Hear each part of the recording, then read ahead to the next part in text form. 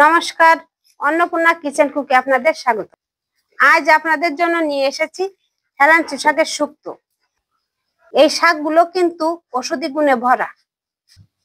তাহলে চলুন বন্ধুরা, দেখা যাক এই শাকগুলো আমরা আজকে কিভাবে রান্না করি। প্রথমে শাকগুলো আমরা হাতে এভাবে সুন্দর করে গুছিয়ে নেব, তাহলে কাটতে খুব সুন্দর সুবিধা হবে। শাকগুলো কিভাবে কুচি কুচি করে নিতে হবে, সুন্দরভাবে এভাবে মুঠের ভিতর চেপে ধরতে হবে যাতে কোথাও থেকে বেরিয়ে না যায়, তাহলে শাকগুলো খুব সুন্দরভাবে কুচি কুচি হয়ে পড়বে।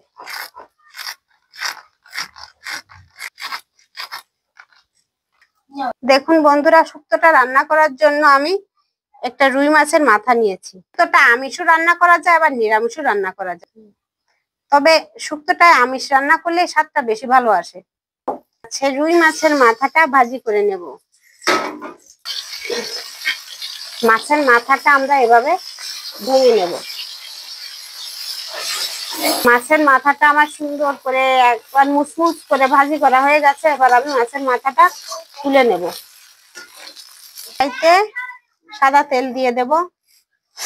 তেলটি গরম হয়ে এসেছে, এবার আমি সরিষা দিয়ে দেব।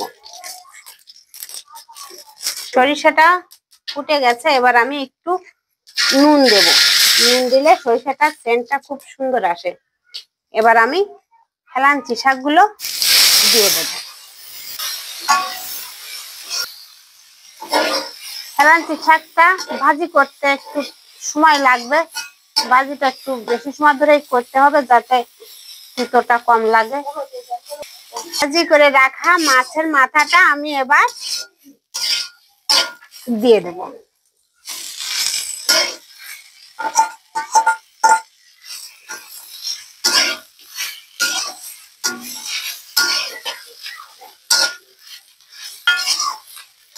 ভাজি করা হয়ে গেছে, এবার আমি পরিমাণ মতো জল দিয়ে দেব। জল শুকিয়ে এরকম মাখো মাখো হয়ে যাবে। একটু পরে তেল ছেড়ে দিলে শুক্তোটা হয়ে আসবে।